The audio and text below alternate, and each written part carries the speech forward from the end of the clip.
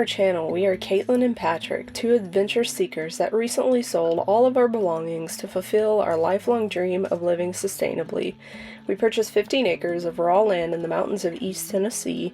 Since moving to our property, we have installed our solar system for all of our power needs and our rainwater catchment system for all of our water needs. Join us as we continue to build out our off-grid homestead in the mountains and navigate this adventure we call life. Since we started it, we've had a little friendly neighbor pop by 2 days in the last week.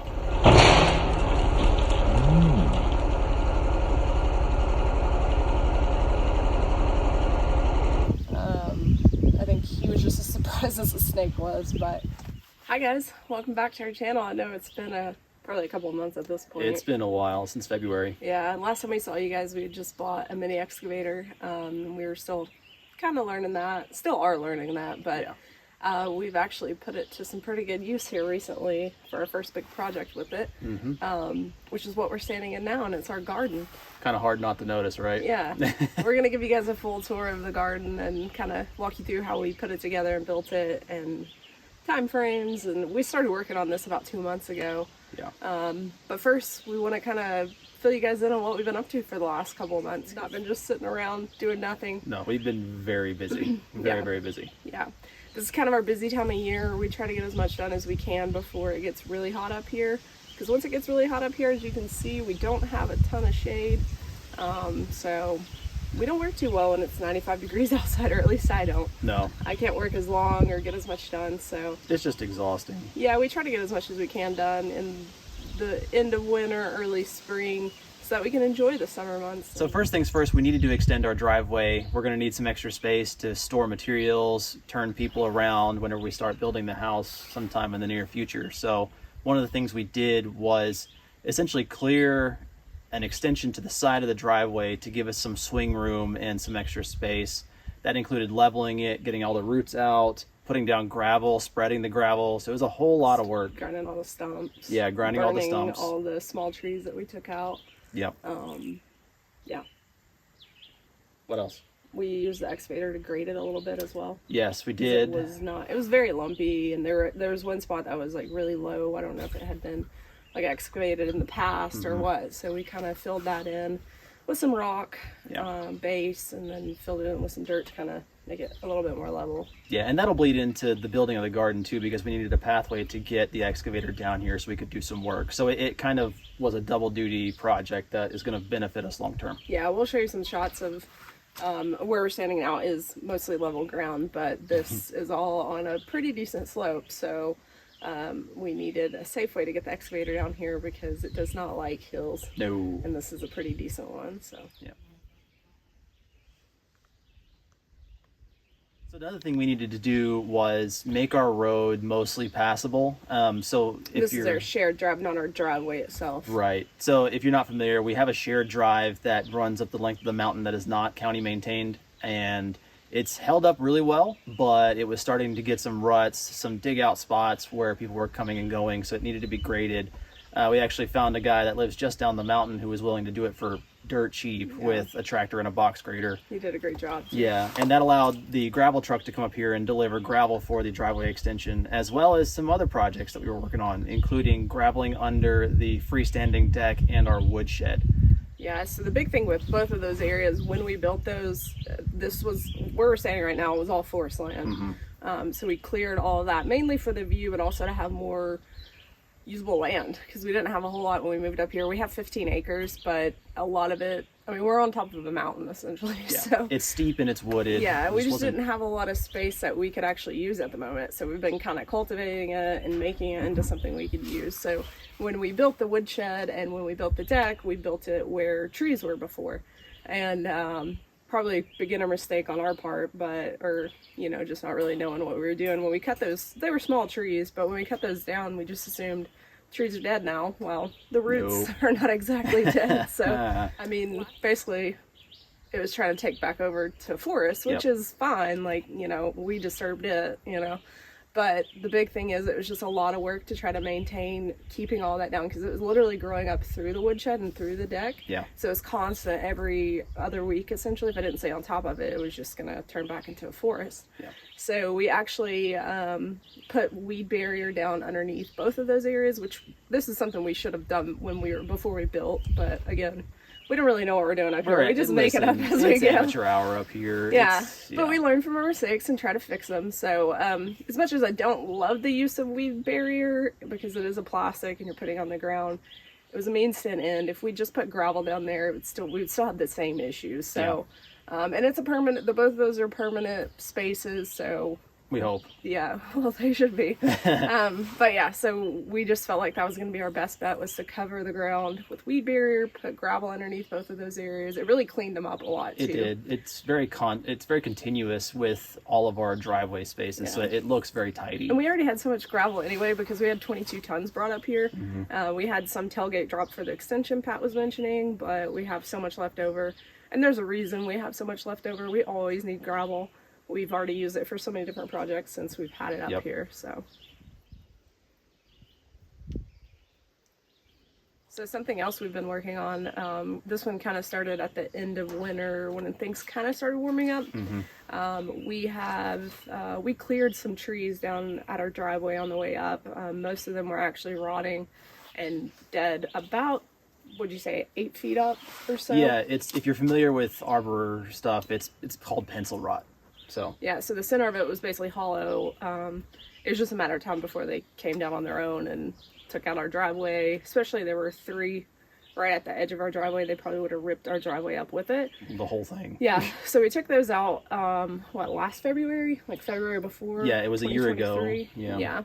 So they've been kind of just sitting down there. We were trying to figure out how we were going to get them up, because again, it is on a pretty heavy slope, and even if we could get a machine down there, it's like, how do you even get a 1,000-pound log up here, you know, or roughly 1,000 pounds. So we kind of figured out a way to use the excavator for that. And that's another reason we got the excavator. We needed some sort of machinery to be able to move heavy things around here. So we kind of rigged up a system. This is a good example of, we are not an instructional channel. We did it and don't do it the way we did. Yeah, we'll show you some bloopers.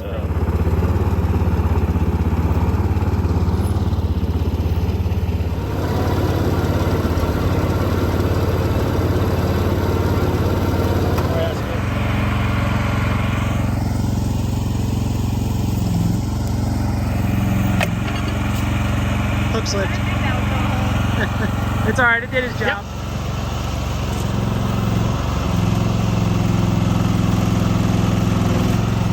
Close your bucket.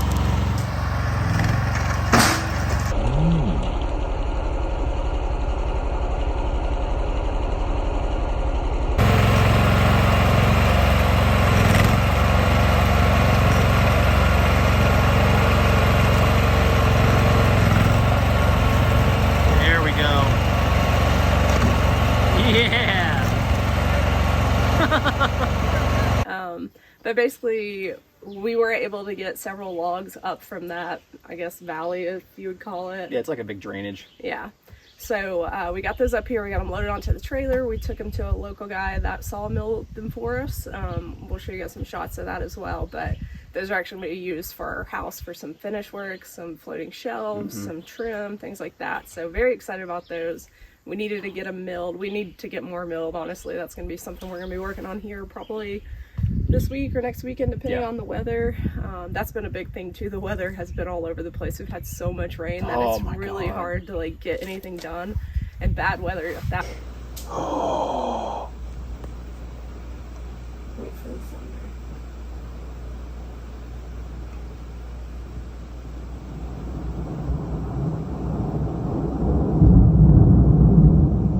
Shut this a little bit.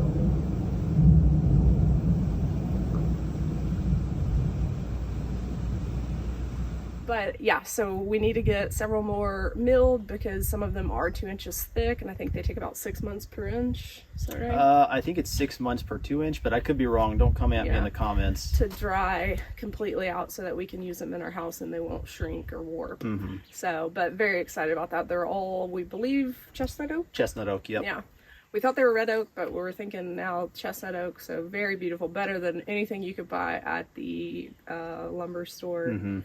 And not only that, but so much less expensive because we already own the trees. So, I mean, would we pay $50 for those 2 logs to be milled? Yeah, $50 for 2 8-foot logs. Yeah, and we could probably sell one of those 2 inch thick slabs. They're at least 12 or 13 inches wide by 9 feet long. Live edge. We could get a couple $100 for that if we wanted to. I'm sure I'd pay that for it. Yeah, it's beautiful wood, but we definitely need to get more and get them started drying now because we're going to need them in the near Pretty future. soon, yeah. So on top of all the big projects that we've also had to do some just general cleanup around the place. This winter was really rough. It got really cold towards the end of winter, like January, which you've seen that on our videos.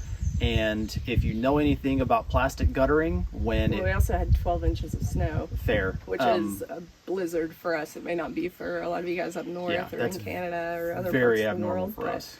12 inches of snow is a blizzard here, and it was around for about a week. Yeah, and the downside, and this is what I was kind of getting at, is that we had a couple of days sprinkled in there where the sun came out, and so it melted the underlayers of the snow, and then it dripped down into the gutter and refroze because it was in the negatives. So all of that did not treat our plastic guttering well back on like the woodshed or our workshop shed. On our main water source that we use for like the camper and drinking water, things like that. That one is aluminum and it comes off the office shed. The ones we're talking about actually are on, basically it's our auxiliary water. So it's water for the garden. For laundry. Laundry, outdoor shower. Yeah. So we weren't really able to capture water because those gutters had kind of sloughed off almost. Well, they had like really bad sagged, and there were a couple places where they had cracked from the water expansion as it refroze going into the gutter. And they had a bunch of algae and things growing in them because water was just sitting in them. Yeah, so they needed a lot of work. And then we've just been kind of cleaning up some other stuff. Bugs? Yeah. Welcome to spring. Just cleaning up a lot of other things. Fixing the gutters was one of them. Just tidying up around the property. Cleaning up a lot of the debris that we had down over the years from clearing this area, and we did a lot of burn piles. That wasn't something we had really planned to do, but a lot of the trees that we cut down were no more than probably 4 or 5 inches thick. Yeah. And we could have used some of that for firewood, but we also did stack about a cord of firewood. You cut about a cord of firewood. Yeah, and you guys saw a little bit of the start of that towards like the beginning or middle of February. Really, again, it's kind of the same as the milled wood. We got to get it put up and got to get it drying so that it's well seasoned for when we do need it for like wood burning stoves or outdoor fires or whatever it needs to be. So it's probably a cord of wood that we put up, new wood, mostly chestnut, oak, and maple, so hardwoods or semi-hardwoods. That came from our property. That came from down here. And we have so much more. Lord have mercy. Is it a wood boring? That would be a cicada killer. Oh. So it's cicada season in Tennessee, and the big cicada killer hornets are all over the place. But yeah, so we do have some wood that is well seasoned. It's over 2 years old. We brought some up with us, and then we also put some up pretty quickly. So we do have a decent start for the house, but we also wanted to have about a year's worth of wood in there starting now. So if we start our house this fall, which fingers crossed, that's the plan. Yeah. By the time it is done, we're living in it and it's winter, we will have probably 3 cords, maybe 4. Right now we're sitting at about 2 cords. Yeah, it'd be nice to get more. We need to add more to it. Right. So by then we'll have probably 3, maybe 4 cords of wood, which will last us all winter long here in East Tennessee. Or more. We also burn a lot of fires in our fire pit on the deck in the spring before it gets too hot too, and also in the fall. So we use it for that as well.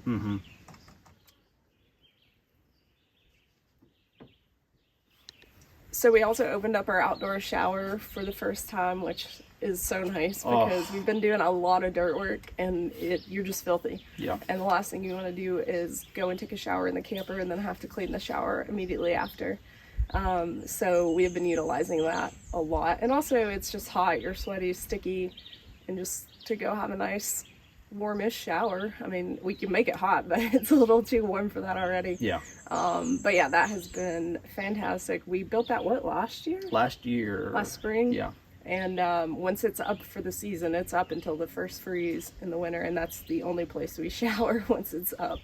So we'll show you guys some shots from that as well. It's just super convenient because we're not taking from our primary water source to shower in it, so it's independent water source. It's got its own propane. It's an insta-heat, so like you don't have to sit there and wait for 30 minutes while the camper's furnace is heating the water. Yeah. Just a super useful add to the property. Yeah, one side of our workshop gutter feeds into a 50-gallon tank, and because we get so much rain here in the spring and summer, we never ran out of water in that 50-gallon tank because we shower and then it replenishes itself that week, and then you have more shower water. I think towards the end of fall we got low on it, but that was about it. But fall's pretty dry here, so. It is.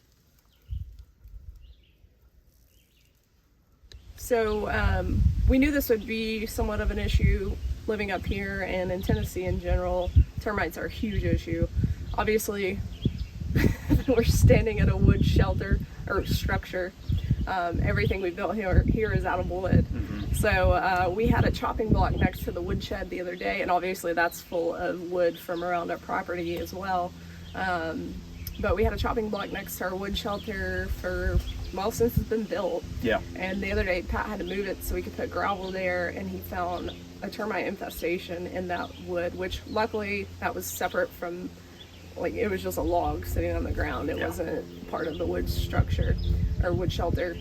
So we decided to go ahead and install termite bait traps essentially everywhere on the property. So we have 6 around the garden area because this is non-treated wood.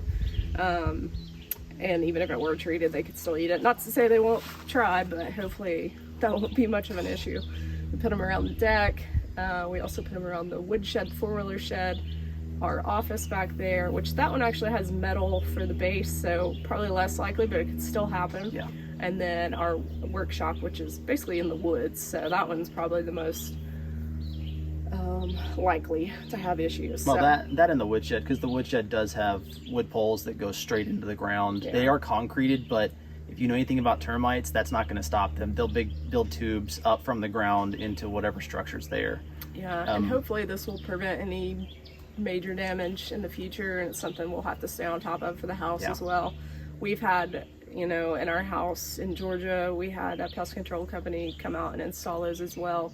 It's all preventative stuff, but it's a lot easier to prevent it than to go back and fix everything you've spent so much time and effort and money on building than to, spend a little money now and try to prevent it. Yeah. The other nice thing too is we did know that there have been carpenter ants all over the place here. We find them in just about every piece of downed wood that we can find. These traps will also help treat those infestations as well. At least we hope so. Yeah, that's what the package claims. So we're gonna find out. Yeah, so we'll keep you updated on that as well.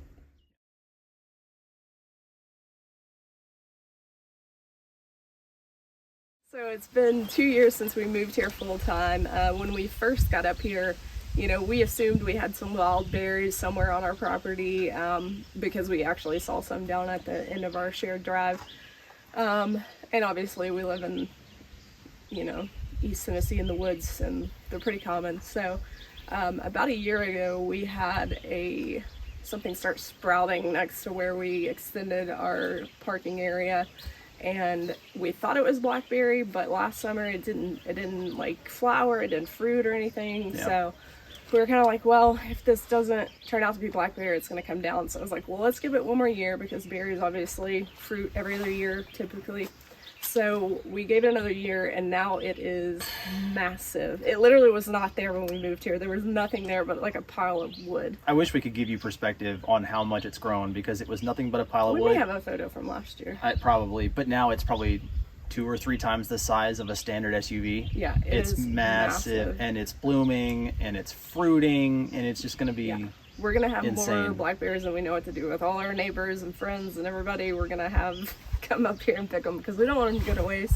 I'm sure some bears will come around, and some birds will also help with that. Yeah. But it is massive, and if you've ever had a wild blackberry, they are so much different than what you can buy at the store. So much more tart, so much more like flavor, just incredible. Yeah, we're so really we'll excited keep you guys about updated on that. Yeah, it's pretty sweet. So we also did plant a blackberry last year, thornless, because obviously the wild one is just full of thorns. Yeah. So we're going to be scratched all up trying to get to those, because there's some that we're just not going to be able to get to be honest, unless we build some sort of path through it.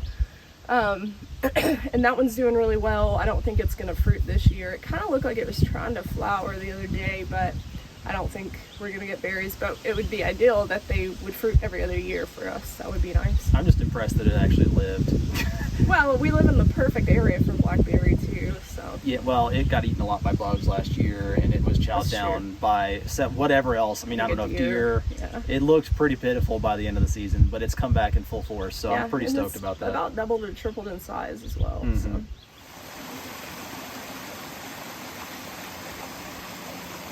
We also finally came up with a name for our property. Yes. So we're not very creative when it comes to naming things, or like, I don't know. I'm not very good at it. Maybe you are, but I'm not. So we never really put a name on it because it was like, it'll come to us, or we just won't name it, whatever. But we came up with the name Blackberry Ridge for our property. So we, so there are mountain ridges all around us. We're on top of a mountain. We have a gigantic wild blackberry bush. So Blackberry Ridge just felt like the perfect name for this. It's almost like a catch can too, because there's blackberry growing everywhere else that we don't want it to grow. Yeah, so, it's popping up all over the place. Yeah, it's a double-edged sword for sure. But yeah, we'll have a lot of work to do with it this fall and winter to kind of prune it back and make sure it stays healthy and doesn't overtake everything. We didn't do that last year because there was no fruiting, and we're kind of new to that sort of stuff. But I did a little bit of research, and we're gonna have to work on it quite a bit this fall. Otherwise, it is gonna overtake everything, and we don't want that. Nope. So. All right, so the first thing, which actually happened to be the last thing we did with the garden build, but the first thing we needed to figure out was a way to like, safely get down to the garden, because as you can see with the deck, there is quite a slope. The deck is obviously level, the ground is obviously not. So it's a little bit steep for a short distance anyway. And we had a lot of different ideas for this. And last minute we came up with this idea, which I'm really glad we did. We were gonna do basically brick pavers, which would have maybe been okay, but there's really no way to secure them down without them potentially going off the edge and being slippery, because this is all clay basically through here. So what we ended up doing was we bought a form from Lowe's. I think Quickcrete makes it, and you basically pour your walk path. So it's like a self-made paver setup type thing. Obviously they aren't exactly connected to the ground because they're just sitting on the ground, but since it is clay, I think they'll kind of push themselves in over time as we walk over them, which would be a great thing. And then we put a little bit of sand in between the joints just so there was no way for them to slip, and I think it's turned out really nice. Should have put bug spray on. I know. The cool thing too is when you pour the concrete in it, it kind of conforms to the texture of the ground and the shape of the ground, so it is a little more secure than just like a rock sitting on top of the dirt. Yeah, and the really nice part about this, there's not a whole lot of work you have to do to like level it out. We did a little bit of handwork to like level it out, but for the most part it just kind of conforms. Like some of the pavers are a little bit thicker than others because of where they're at, but I think it's turned out great. We'll see how it holds up. You guys can like, subscribe if you want to see how this holds up over time. The great part about the form too is we have it now, so we can use it again. It's not like a one-time use. We only have one form to do all of these, and you have to use a special kind of concrete. It's crack resistant, so it has like fiberglass or some sort of fiber in it that helps it from cracking, because obviously you can't use like rebar or like a mesh in this. So yeah, we'll see how it holds up over time. So I think it looks really good. Yeah, I mean, it's it turned a lot out better. The other really option nice. was gravel, which I don't think would have worked very well. No. Because it's still, you know, some of the sand's still on the top, and you have to be careful when you walk down, not to slip and fall. I'm sure when it gets wet, we tried to make it as textured as possible, so that when it is wet, we're not gonna, you know, have a slip and slide situation. But yeah, so we'll walk you down to the garden though. Also want to point out, we planted a couple of hydrangeas here. So hydrangeas are my absolute favorite flower. The downside, at least I know very little about flowers and planting and things like that, so don't hold me to it, but from my experience with hydrangeas, they don't need a ton of sun, they need a little bit of shade. So we looked into a variety that actually prefers to have sun, because we wanted them right here in front of our garden. These will grow about 4 feet, I think it was 4 or 5 feet tall, roughly, and then about 3 to 5 feet wide. So it'll kind of grow into our path a little bit. We'll have to maybe prune it depending on that. But the variety is actually Strawberry Sundae. that's what it is. Yeah, Strawberry Sundae. So they prefer 6 to 8 hours of sunlight, which they will have no problem getting in this area. And yeah, they actually bloom white, and then by like midsummer, I think it is, they turn pink, and then by the end of the summer they're actually red. So it'd be kind of nice to have that little bit of variety. We'll show you some pictures of what they're supposed to look like. We'll see if they actually get there. We do have a couple of blooms on this one. I think this one had a little bit harder life up to this point, so we'll see. But very excited about these guys.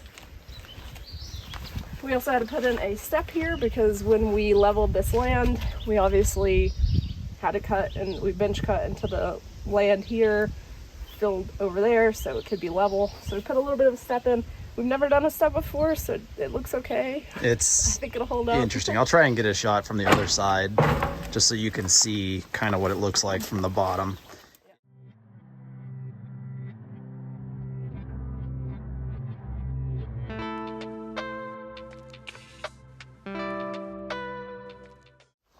All right, so now we are in the garden. So the way we built this, we kind of built it like you would a house, I guess, as far as the walls are concerned. We built the walls on the ground, lifted them up, attached them together. We didn't have like a plan for this. I mean, I drew out plans for what we wanted it to look like, but we just kind of made it up as we went, like pretty much everything we do. There was a vision, but not a plan, if that makes sense. Yeah, I had seen a photo of something similar to this, and I was like, I really like that idea because your fencing is basically built in and you don't have to fence around it. So we knew the dimensions of what we wanted. We knew what we wanted to look like. And so we excavated and leveled the ground here for that. And this is how we built it, basically. I think we have a few clips of the process of all of it.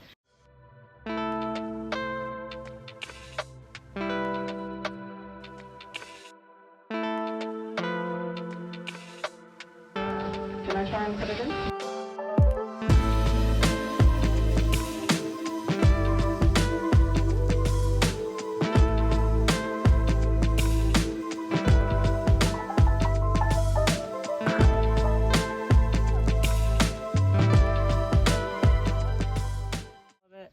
We actually did go with metal here.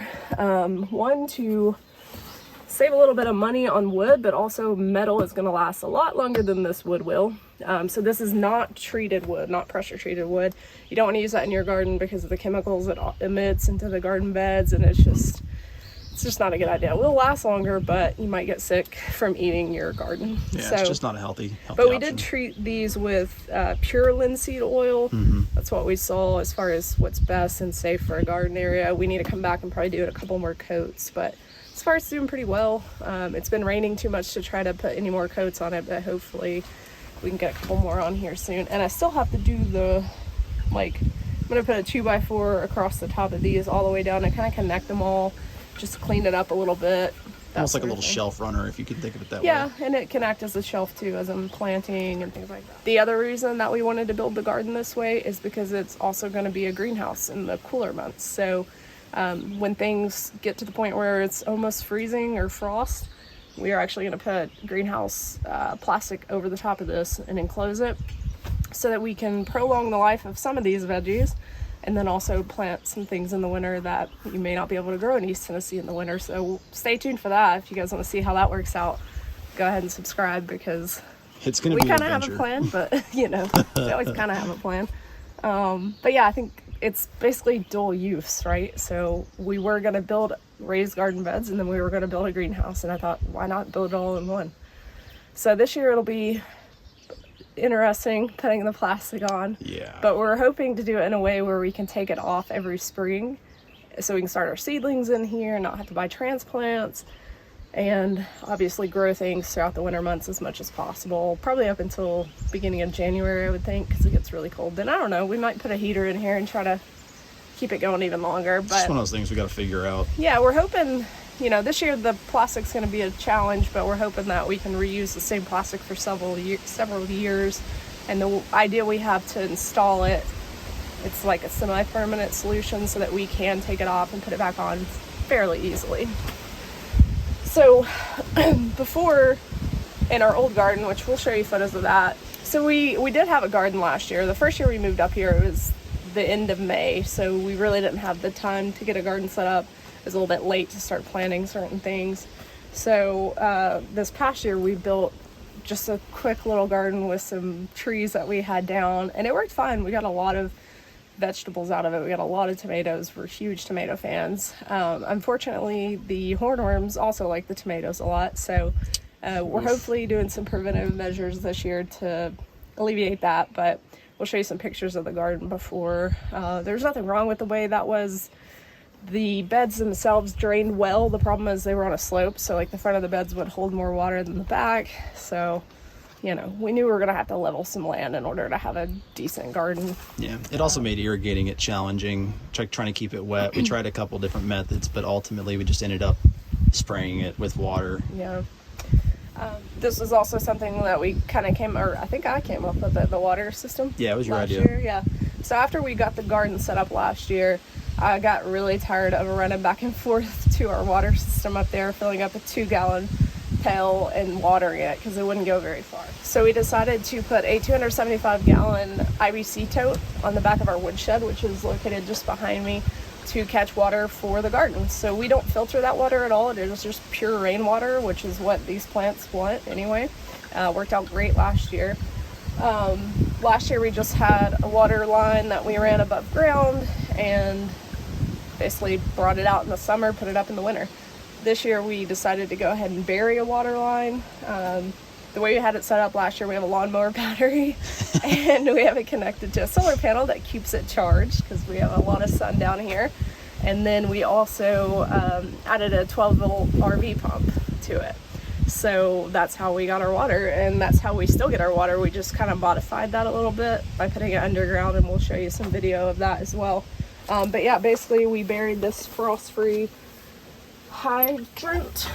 Is that what it is? Yes, you can kind of hear the pump kick on, but basically you come on, or you come down, you turn that on, you have water.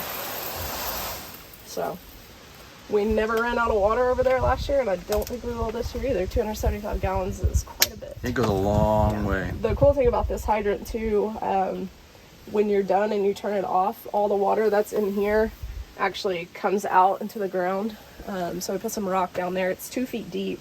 So this part will not freeze. Obviously anything in here will freeze, and it may freeze in the pump. We need to insulate that before it gets cold, but we'll show you guys that. So another thing that we have not done yet, because, well, we'll show you a couple pictures why we haven't done this yet.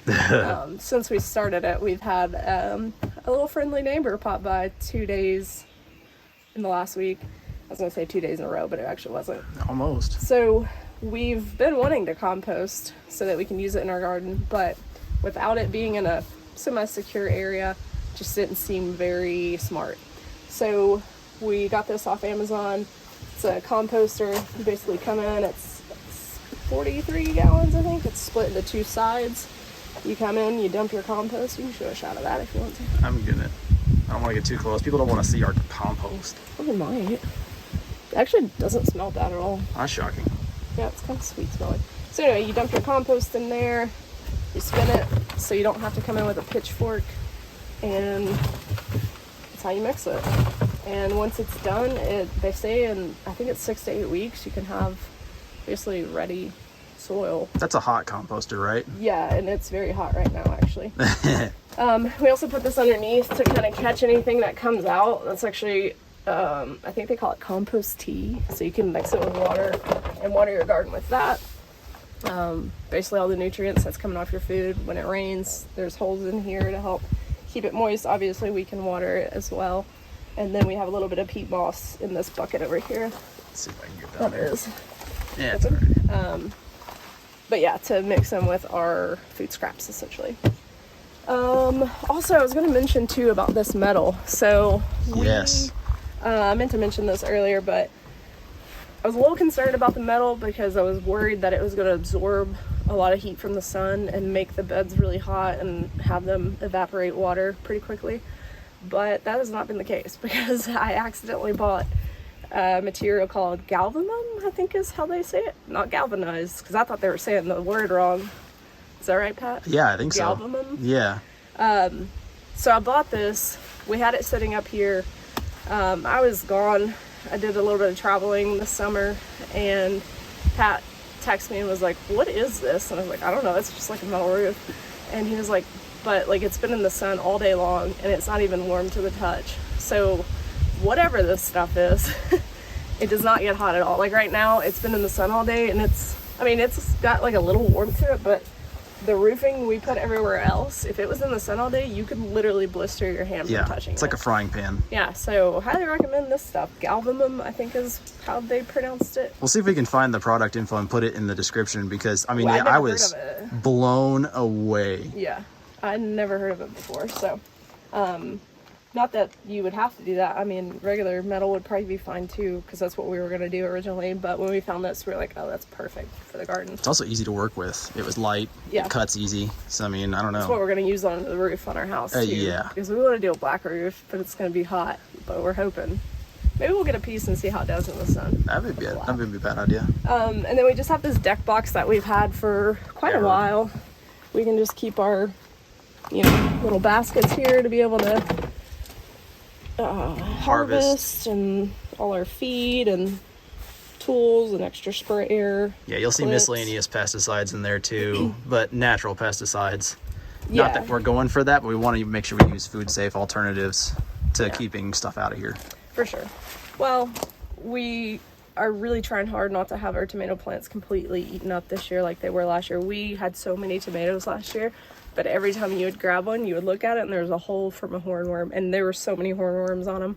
So what we've decided to do is we've been spraying neem oil on all of the plants, really. They help with whiteflies, hornworms, and ants. Yeah, some other things. Yeah, aphids. It's all natural. Yeah, aphids in general. And then we also planted marigolds right next to the tomatoes. That's supposed to also help. I think it's supposed to confuse is it moths that lay hornworms? Yeah, it's a moth. Yeah. So it's supposed to confuse them. I don't know. That's just what I saw online, so it has to be right.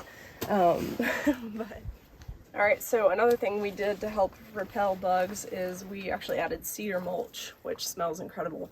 But it's actually good for two reasons. It's going to keep the soil nice and wet instead of drying out on top, and it also helps repel bugs.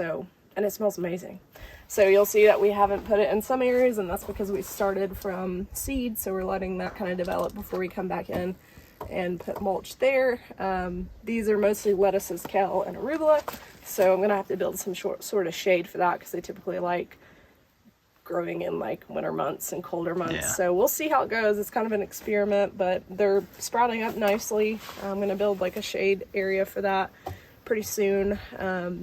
And we'll see. I don't know if it'll work, but we figured we'd try. And so we have some more flowers down here as well.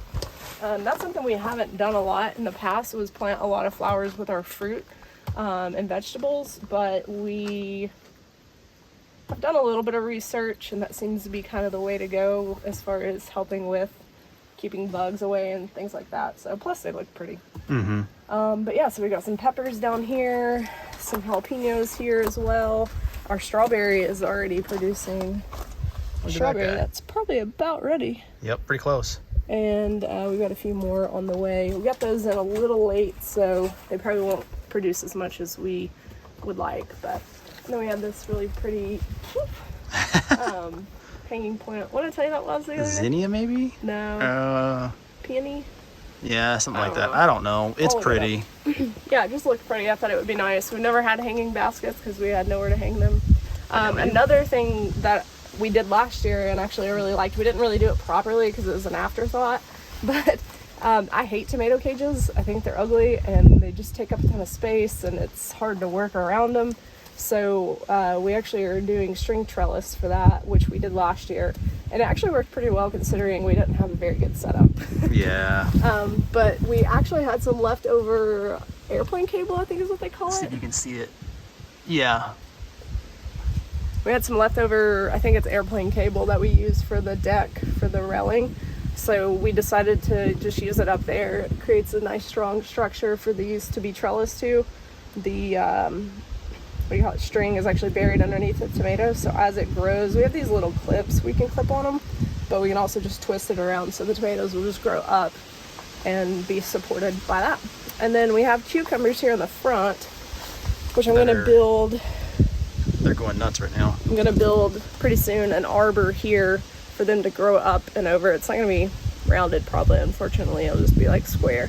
But I think that would be a really nice addition to the garden, having those grow up the sides, and you'll just walk through there into the garden. So I really wanted to have these beds like basically hip height for me. I'm 5'6", so but yeah, this is a great working height when we come out here and we're picking strawberries or whatever, pruning. It's basically right here. It's like desk level. So with that, you're probably like, man, must have been expensive to fill those beds. And it wasn't cheap, but we didn't actually fill them with dirt all the way. So we found a method called hugelkultur. Hugelkultur. That's a hard I word. believe it's German or Swedish. Something like that. So if you're German or Swedish, I apologize for butchering that word. But basically, and I've got some shots of when we were doing it, we filled about halfway with logs, all trees that we cut down from here, filled those up all the way to about the halfway point, maybe a little bit less. And then we took compost from around the property. So when we cleaned off this area to sow clover, we had some wood mulch that we had put over here that we had mulched, and it had already started breaking down to soil. And then we had some topsoil that we had to unfortunately remove because of where the wood mulch was. And all of that we kind of piled up around the perimeter, and when we got ready, we put it in here probably about, I don't know, 6 inches deep. It also kind of fell down through the wood and everything too. So both of those were free products. So halfway full, a little over halfway full with products that were just laying around our property. The nice part about that is those will break down over time and turn to really rich soil for us. And then we actually got some compost that we purchased and put on top. I think about 4 inches or so of that throughout the entire area. And then the top part is garden soil, essentially. See if you can see it through there. And it's in really good shape. Super rich, super moist. And it holds moisture really well. It drains really well too, which is very important for a garden. And yeah, so that was an easy way to basically, they're 12-inch deep beds, but they're at a good working height. And over time, obviously, we're going to have to add more soil to it as those trees break down and compress. It's going to be something we're going to be doing pretty often, but that's okay. That's kind of something you want to do every year in your garden anyway. But yeah, I just think it's a really cool way to fill a bed in a way that's actually going to produce better soil long term for you, rather than just dumping a bunch of soil in there and then having to add a bunch of things over the years. We'll add compost, obviously, every single year, but we actually saw that method a couple of years ago, and I was like, that's pretty neat. Maybe we'll consider that. I don't know if it's like a popular thing. Some people call it lasagna gardening because you have like different layers. So, and then of course our fencing is attached here on the inside. I know it's probably better that we put it on the outside because things could potentially push in on it, but I just think it looks better from the outside this way. Hardware cloth here on the bottom for anything small that could potentially get up to 38 inches and get in. And then on top there, we just did like a 1x2 fencing for animal fencing. Yeah. We have quite a few deer and bears and raccoons and things that would probably want to get in here and get after compost or and plants. Because this thing is like 8 feet tall. Yeah, this thing is sturdy. And on a slope. So if a deer can get in here, I'll be very impressed. It can have the tomatoes if that's the case. And then, of course, the top is just open so that birds, pollinators can mostly get through here as well, but we have a little hummingbird feeder to help promote pollination. So yeah, I think we're in pretty good shape, but if you guys want to see how our garden does this summer and long term with the wood here, go ahead and subscribe and you can kind of follow our journey. we're obviously going to have to replace this wood over time. Unfortunately, it doesn't last forever. So the way we built it was where we could hopefully remove a piece. I mean, I'm sure the ones on the bottom will be the problematic ones first, or we could actually just take that piece out, put a new piece in over time instead of having to hopefully not tear the entire thing down and rebuild, because it did take about 2 weeks to build with the weather kind of not on our side. Yeah. And having to go get materials too. I mean, we tried to get as much as we needed from the start, but there's always something you forgot about. And the last thing that we did was we actually put gravel in here. So we were gonna do wood chips. We actually have a wood chipper and we have a ton of wood we could chip, but that's something you have to redo every year, and we're trying to have things a little bit more permanent. So gravel, not to say we won't ever have to replace it or add more, but it just seemed like the best option. We have so much gravel up there, so we went ahead and did that, and I'm really glad we did. The gravel helps the water drain through the weed barrier and onto the ground, and we did not level this perfectly. We kind of left it at a slight angle so that water could run down and not just become a pool up here. So, but yeah, we'll kind of show you the outside and a happy mistake that we made.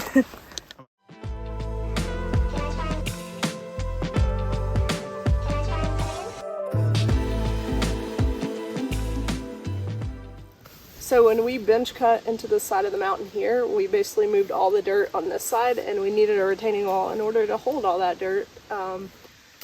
May have not been completely necessary, but I think it was, and honestly it looks better than just a pile of dirt over here. But yeah, it turned out really good. Pat was kind of the mastermind behind this. I'd never done a retaining wall before. I think he's done one a little bit here and there in the past when he was younger. It was trial and error. We did it wrong twice before we finally got it right. Kind of like everything we do. Third time's the charm. I think we have some videos and some footage of that in the early days, and we'll show you some videos of excavating this as well. Also, about 3 minutes into excavating this, I was like, I don't know what I'm doing, which is pretty much how I feel at the beginning of every major project or even small project, because neither one of us know what we're doing up here. But it actually turned out really nice, and by the end of it I felt really comfortable on the machine, to the point where I was like not even thinking about what I was doing. And I mean, I think for two people who have no clue what we're doing, I think we did a pretty good job. Yeah, we did. Pretty proud of it. And you'll also see that we sowed clover down here. Don't pay attention to all the little trees trying to grow in, because we're working on keeping those down as well. That's just going to be an ongoing process.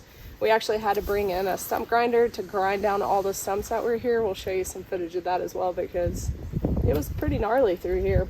There were also two really large stumps in the garden area that I had to take out with the excavator. We could have brought the excavator down here and pulled every stump out. The issue with that is it creates a hole about 3 times the size of the stump itself. So there would be a lot of settling, maybe some erosion. We really don't want to do that. Plus, we are on a slope here, so it just seemed like a bad idea to try to bring the excavator. It would have taken forever. So we rented a stump grinder for one day and just came down here and got rid of all of them, minus a couple that we missed. Yeah. Of course. But the clover is, one, it's native to East Tennessee. It's white clover. So the reason we did clover, there's actually several reasons. Because it is native, it helps with erosion, which we haven't seen any issues with that in the last year and a half since we cleared this area. But it's just going to help with that long term. It doesn't need as much water as grass. It doesn't grow as tall, so you only have to mow it once or twice a year. It helps with pollinators. So next spring, we're hoping that this will all just be white flowers, essentially. Fingers crossed. We'll probably have to oversee in the fall as well. Yeah. But so there's just so many benefits, because obviously with a garden you need pollinators, and with the clover here I've already seen a ton of pollinators. And Speaking of a pollinator right there, little red wasp. Yeah, he can go on. Am I sitting on your nest? No. Anyway, so yeah, there's a lot of benefits to clover. Not as much water needed, which we have rainwater catchment, so we don't want to overuse our water if we don't have to. It's been raining so much that we haven't had to water it really. The pollinators, it looks beautiful. We don't have to mow it as often. And erosion control. Is that it? Is there something else? I feel like there was something else. I think that was it. Yeah. Oh, it stays green in the winter too. Oh yeah, it stays very pretty, and we'll give you some shots of it up close. I think it's beautiful. It's very easy to sow too. Yeah. We didn't have to bring topsoil in. It supposedly does really well in clay, loomy soil, rocky soil, which is what we have, and it is native, so I mean it should grow here very well. Yeah. Okay, so when we were building this, like I said, we excavated for a certain footprint for the garden. As we were building the garden, we realized for the door to land where we needed it to be, for the path to be far enough off the deck where you weren't just like walking and rubbing up on the deck, we needed to actually shift the entire garden over. So before the beds were all completed and everything, we just picked it up and moved it over. So when we did that, we had an area that was kind of empty, didn't really have much. It just looked kind of odd. It was graveled, just looked kind of weird. So this was actually a happy accident, and we ended up coming up with a pretty cool idea. Pat had an idea to build a little flower box, and I already had the cedar to build these because I had planned to build some off the deck. But I love these. It smells incredible. And then we put cedar mulch, of course. We put some flowers in here, and then we decided to go ahead and get a little bistro table. So we can actually come out here, sit in the garden, eat vegetables and fruit from our garden, and overlook the mountains. You show them a shot of the mountains. Yeah, the view is incredible from here. Our view from our garden, like, it's insane. So we actually had dinner out here last night for the first time because we just got the table and chairs, and it's a very, very happy accident that I'm very glad that we decided to kind of pivot and go ahead and build this little patio area. So. It feels very European in the best way. Well, we have a garden terrace, which is also very European. Actually, that's true. To mention the terrace itself, we traveled to France just before we closed on this property. My best friend lives in France, and we were going to visit her. So 2 years ago, we were in France, and everywhere in France and Italy is like here. It's mountainous, or everywhere we've been to, south of France and Italy. It's very mountainous. There's no flat land, so they build garden terraces, and that's where we got the idea for this. As far as leveling off land, building a retaining wall, not necessarily like the garden itself, but that's where the idea sprung from, and it is very European, and I love it. It says it's.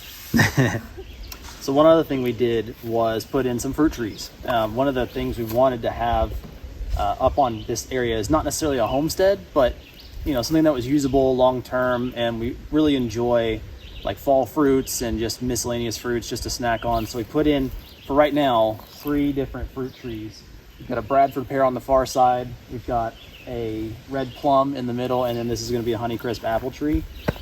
They're still young. I don't know when they're going to produce fruit. The Bradford pear probably won't for a few years. The plum tree already had some like juvenile fruits on it, and in the Honeycrisp, I've seen them make fruit when they're about twice this size, so maybe another year. We also want to put in a cherry tree because we love cherries in the summer, and then we also want to put in an apricot tree. We chose these types of trees, these types of fruit trees, because they kind of suit our climate well. Honeycrisp apple, of course, mountainous region, semi-arid, but also semi-rainforesty. Plum and pear I know will grow up here, and it seems like cherry and apricot will too, based on their climate zones. So we wanted to be strategic about it, but also pick fruits we liked.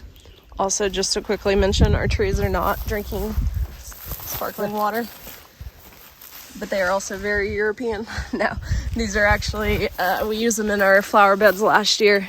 Little terracotta little watering pots. So you fill a bottle of water, which looks like I need to clean that one out, but you put it in there, and then it basically only allows so much water. So if the soil is wet, the water will not penetrate into it, but if it's dry, it will. So that's just helped us keep enough water in all of our fruit trees, but not too much.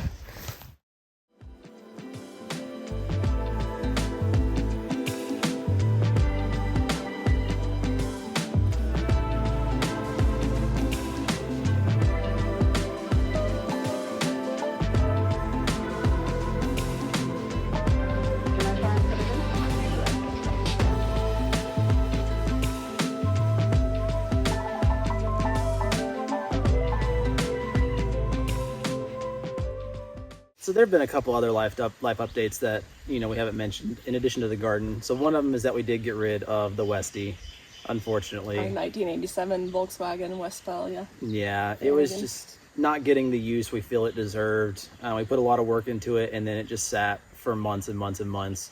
Yeah, and we live camping. I mean, we live in a camper, so we had planned to hopefully do like a cross-country trip with it at some point, but I think that's pretty far down the road at this point. Yep. And it was actually worth a lot of money. We paid a lot of money for it. We put a lot of money into it. Mm-hmm. We really kind of need the money in order to build the house, hopefully this fall. So we had to make the adult decision, unfortunately, to get rid of it. We love that thing. When we drove it to the new owners, I was like, why are we selling this thing? It was like the perfect day to be driving it because it doesn't have AC. Yes. But yeah, very sad day, but we got money out of it to put towards our future house, and maybe down the road we can have something similar to it, or maybe do our own van build. Yeah. So we do have some other really cool projects coming up, short-term and long-term. So a couple of short-term goals, one of which is very pertinent to what happened this winter. When we had that hard freeze, water was a big concern. We had a lot of freezing happening, a lot of issues with supplying water that was readily usable. So one of the short-term goals we're going to have coming up is burying our water tanks. We're not going to bury them fully underground. We still want to be able to access the top of them, maintain them, clean them if needed. But we're going to bury them so that the outlet valves are below frost line, so that we don't have that issue again next year where all of our water sources freeze up. Yeah, our frost line, this is actually the second year it's done that, because the outlet part actually freezes, but the water inside doesn't necessarily freeze. So we can still access it. It's just a lot more difficult. Yeah. Our frost line's 12 inches, so we're going to bury them 18 inches below, or 18 inches total. And then also give them a good clean while we're at it, because they probably need it. It's been 2 years since we set those up. And also clean that aluminum gutter. I think it's mostly clean. We have a gutter guard on it, but just go ahead and clean that up while we're in there. And set it up for its long-term use. Once we build our house, we're going to have a much larger tank, probably 2,000 gallons. And that one will also be buried 18 inches, because when it freezes up here, if we can't get water, we're kind of in trouble. It's a bad day. It's a real bad day. In the winter, unfortunately, we have to fill the camper with water because we can't have a line exposed outside plugged into like our city water on the camper, which we do now, and it's so nice. It's magical. Which we don't use that much water in the camper except for dishes, using the bathroom, because we shower outside in the summer. But just being able to plug it into the pump house, and then anytime we need water, it's literally just pulling it from the pump house is so nice. Yeah. So, but we can't do that in the winter, because I know they make heated water hoses, but they take a lot of energy, and we run on solar, so that's just not really an option for us. But so hopefully this will alleviate the issue of those freezing. Not to say they won't. We will have to insulate. We're gonna have like a access cover like we do over here in the garden, so we're gonna have to insulate that. But hopefully it will make things a little bit easier. We'll show you some clips of this past winter dealing with that. It was not fun. So our water pipes in the camper are frozen, unfortunately. So we melted a little bit of snow today as needed, but just came out to the pump house to see if we can get water out of here, because these are insulated fairly well, and this is heated. So we got everything kind of going, and then this part was frozen, so I just sat here for 10 minutes with the heat on. Yep. Heating it up, and finally water's running, so we're gonna take a couple 5 gallons, put it in the camper, and use it for water until our water lines fall out. I alluded to that earlier. We're very exposed up here on top of the mountaintop. The sunshine is very intense. One of the things we did over the spring was put in blackout blinds in the office space, because it gets so hot in there, and it made a massive difference. But one of the things we're going to do here in the next few weeks as well is install a mini split. We've been living up here for 2 years with no AC. It gets in the upper 90s in East Tennessee. For the most part, it's bearable. Your body adjusts, but there's about 2 to 3 weeks out of the summer that are just absolutely miserable. Yeah. And if it's 95 outside, even though that shed's insulated, a lot of times it's just as hotter inside. It's very stale air. Yeah, so we actually have the mini split. We just haven't installed it because we haven't needed it yet, and the rain's been an issue, but we are prepped and ready to put it in as soon as basically it gets hot enough and the weather cooperates to where we can. Yeah, and we'll get footage of all that install for you guys. It'll be the next couple weeks video. Yeah, maybe next week. If you're familiar with off-grid applications, mini splits are the way to go. They're the most efficient way of cooling smaller spaces on a low energy budget, and you know, we're really excited about it. It's going to be really nice, and now that we've beefed up our solar some, I think we can handle it in the summer. Power wise. So well, and two, so we do have AC on our camper. Our camper's fairly new. It's a 2020 model, 2021. Yeah, I think 2021. We bought it new. The AC works fantastic, but it is a very large unit. It's 13,500 BTUs, I believe. The biggest drawback to that AC is, one, it takes a ton of power. It's like 1,500 watts. That's a lot. That one in the camper it's not thermostated. You can control how cold, or like, it's got a heater too, but we don't use that either. Now, if it were thermostated, we would potentially use it some, because then we could set it to a certain temperature. It would kick on, kick off. But because you would have to manually turn it on and off, it just isn't worth it.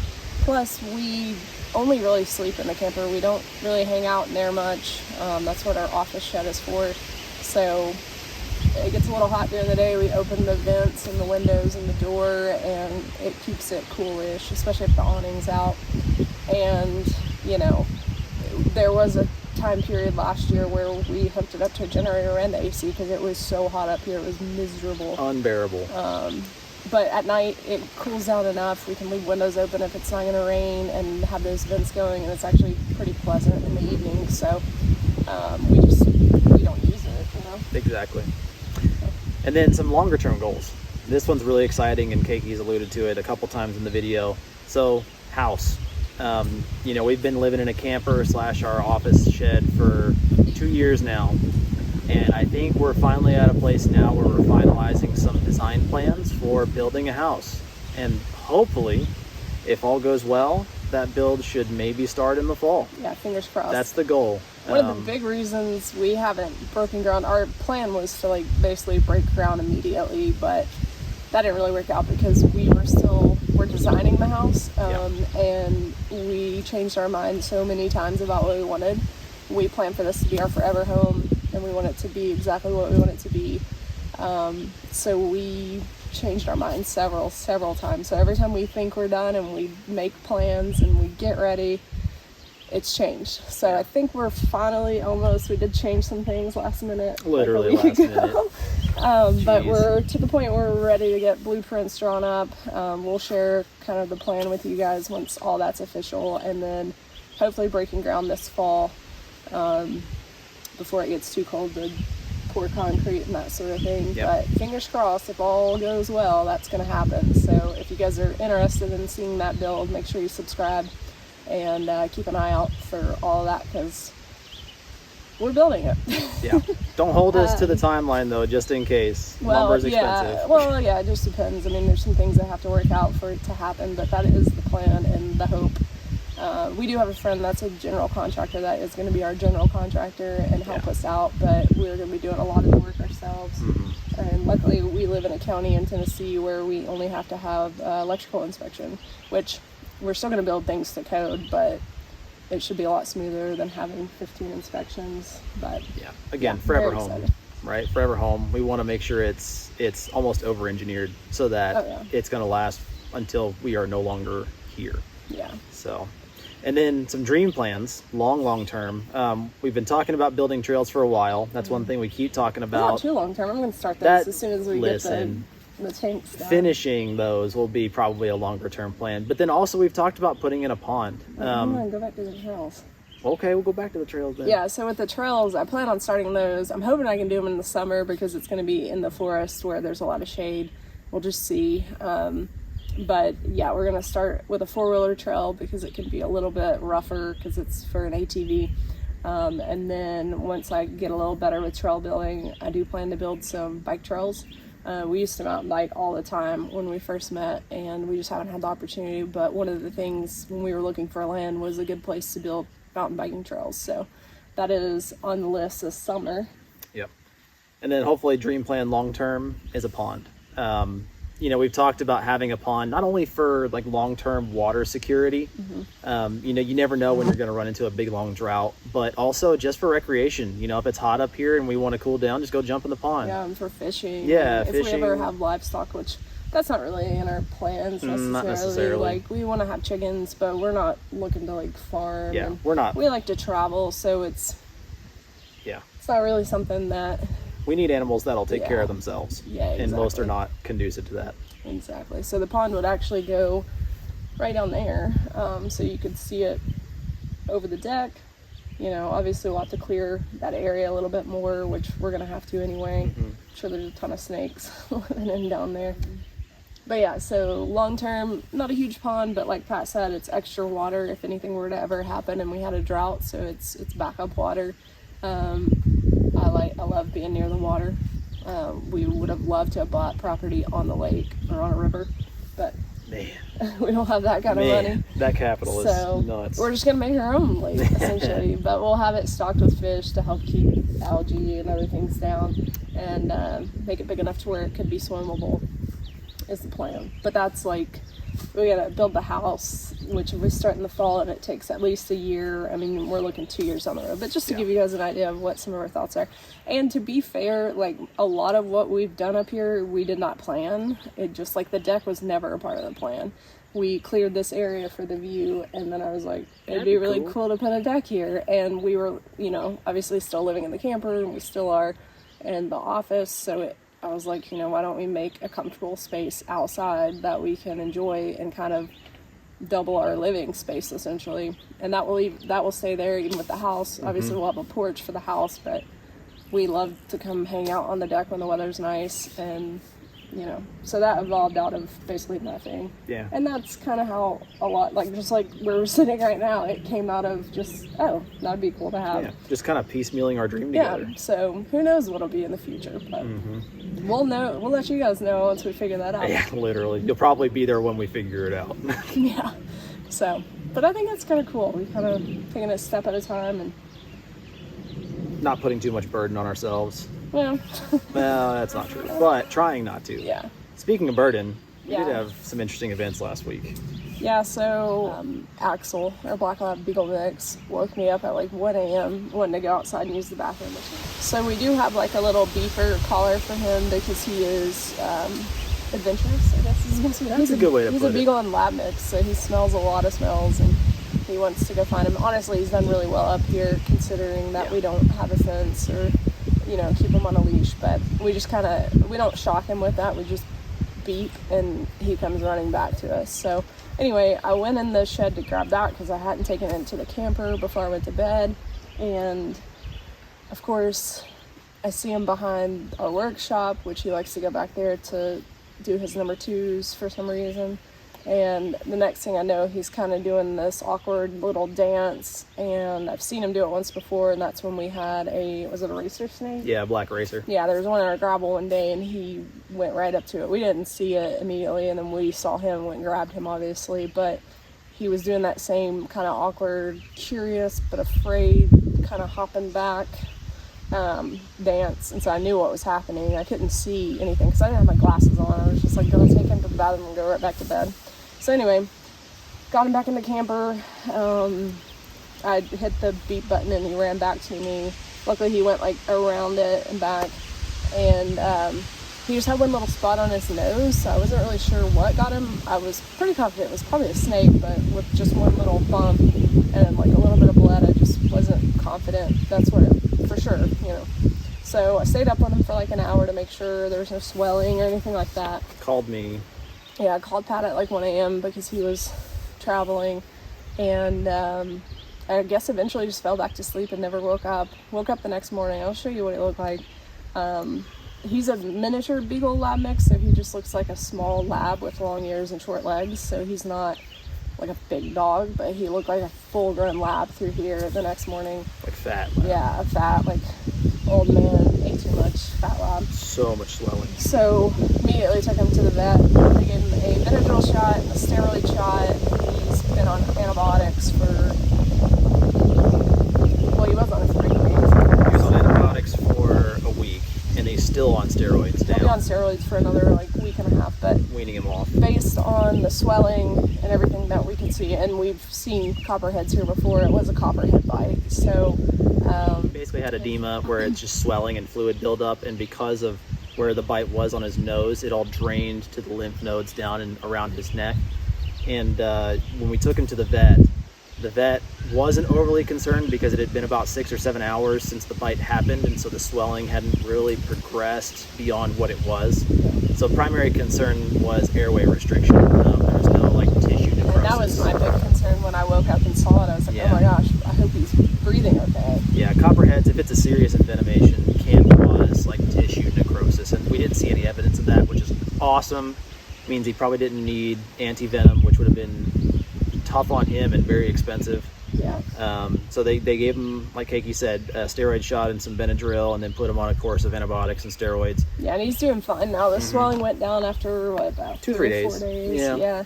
And he's just back to normal. He was kind of sluggish there for a little bit. It was pretty pitiful. Yeah, you could tell he's in pain, but he's doing a lot better now. He's pretty much back to normal. We just have to keep weaning him off the steroids until they're done, just so he's good with that. But yeah, so I mean, we do plan to build a fence back there at some point. It's not on our list like in the near-ish future. But unfortunately, even if we build a fence, snakes can still get in there. We've seen a couple of copperheads in our gravel. Pat said because of the cicadas this year, copperheads are going to be even worse. So we'll just have to keep a better eye on him, and we're not letting him go back there anymore. Really trying to keep him out of the woods in general right now. Which we do anyway, but like sometimes, I mean, if you have dogs, you know, they kind of do what they want to do. Yeah. So, but all's good there. We just have to make sure it doesn't happen again, and just keep an eye on your pets and look out for snakes. And I don't know that he was necessarily going back there to find the snake, because when I saw him back there, he was trying to use the bathroom. He wasn't like being curious about something back there. I think he startled the snake, and then the snake obviously did what snakes do and protect themselves. So I think he was just as surprised as the snake was, but hopefully, you know, that's the one and only time. Fingers crossed. We're going to be careful about it from now on, though. Yeah. Oh, yeah. Well, we were always pretty careful about it, but there's just some things you can't really avoid, unfortunately, living in the woods, you know. Yeah. So, but yeah, we really want to say sorry it's been so long since we posted a video. We've just really been working hard, and it's really hard to get a camera out every time you want to do something. It definitely slows us down a lot, and then trying to get different angles, making sure the batteries are charged, well, and just our all these schedule. things. Yeah, we've been really busy. I was in Italy and France for 10 days, and I've been traveling for work quite a bit so lately. it's just like, we just had so much going on, but we wanted to give you guys a quick update and tell you how much we appreciate you guys watching. Yes. If you guys like this kind of content and you're curious about some of our future projects, make sure you like and subscribe. Stick around. Yeah, stick around, because we've got a lot more to do. We promise we'll be better about filming. Well, somewhat. Yeah. Better. But yeah, so thanks for watching, guys. We really appreciate it, and I think we rambled long enough. Yeah, it's been a minute. Yeah. If you have any questions about our property or want to see what we've done so far, check out our videos. We've got a lot of stuff that we've done already that I'll post it'll a link. Yeah, I'll post a link to like a playlist of like all the things we've done on our property since we moved up here. And I think we're going to do an updated property tour soon, because so much has changed since we did the first one, and it's terrible. Like, if you go watch that, don't judge us. It's so bad. We didn't know anything about filming. We were awkward in front of the camera, which we still are, I think. Yeah.